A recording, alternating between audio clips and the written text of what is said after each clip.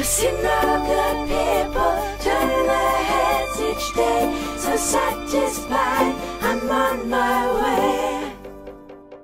Okay, Roxanne, I have a question about the, let's say, losage of the nature of children who are born and they want to learn things. And what do you think breaks them to get so static in their point of view?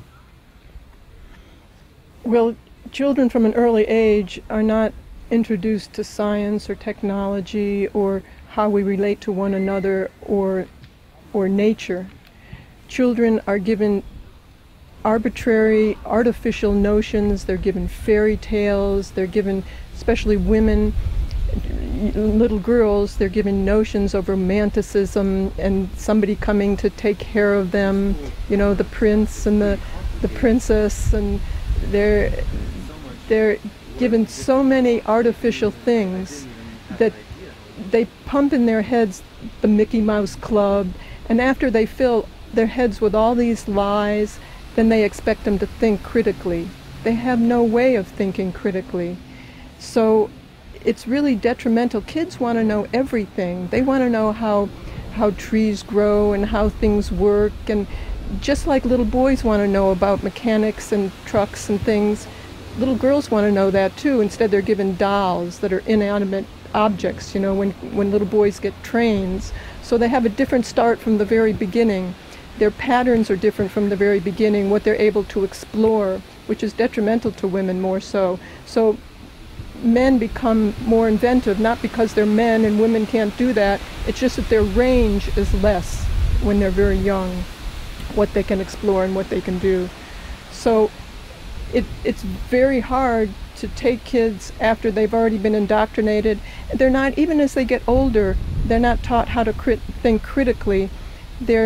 Everything is segmented. Science is one discipline and the arts is another discipline, and they're not taught how they interact with one another and how they're similar.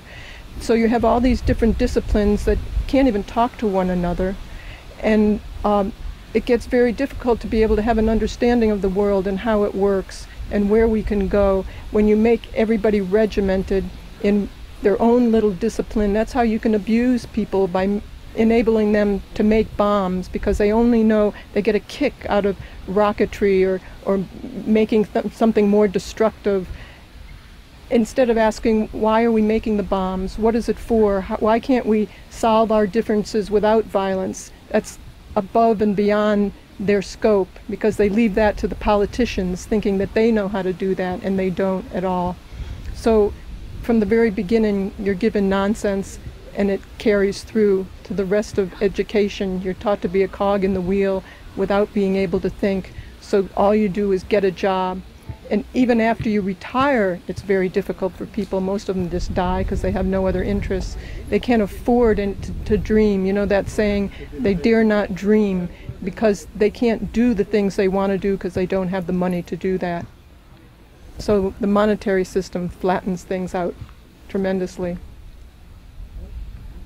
Yeah, for sure. So one of the major problems seems to be that everybody takes his experiences and says that this is right, and he combines it to the things that he was told.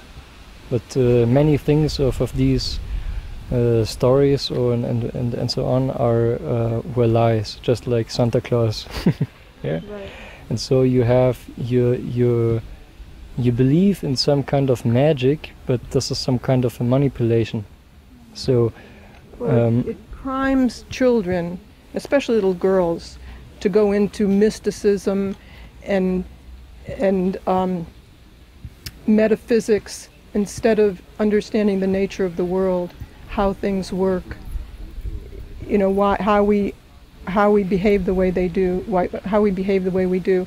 And they don't want people to be that critical or that wise. You know, in the old days, they didn't want their slaves to learn how to read because they couldn't manipulate them. Same thing today. If they're taught how to think critically and question what's happening, then they can't control them. They can't get people to go fight their wars. And all of the thinking and their behavior is manipulated. They don't know it. They think that they have free will and they have individuality, but from an early age, they were pumped with things that don't enable them to think. They're pumped with things that, you know, the whole system is created, and the values and behavior of the system is generated by just a few, those people in position of differential advantage that have the money to bribe and persuade politicians to make laws in their own self-interest. These people also, the military, the church in many instances, the banks and the corporations, they determine your values and behavior because they influence the books you read, the TV that you see, the newspapers, the magazines. They influence the schooling to get jobs to serve their self-interests. They influence the entertainment. You keep people entertained. You send them to work 5 days a week, and then on the weekend, on Saturday, they have to take care of home life and laundry, and then on Sunday they go to the football field, so that their head is left empty. They can't read books that help them to look at the world and understand why things are the way they are. They have to read books that give them a higher standard of living so they can get up in the world, in money, in the monetary system.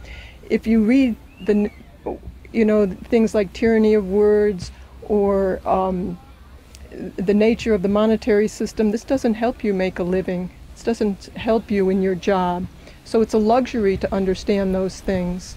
So, it's very difficult. Then they say, think for yourself. But they've already pumped things in, your values and your behavior, to serve their self-interests. And it's already an established system, and they want to keep things as they are.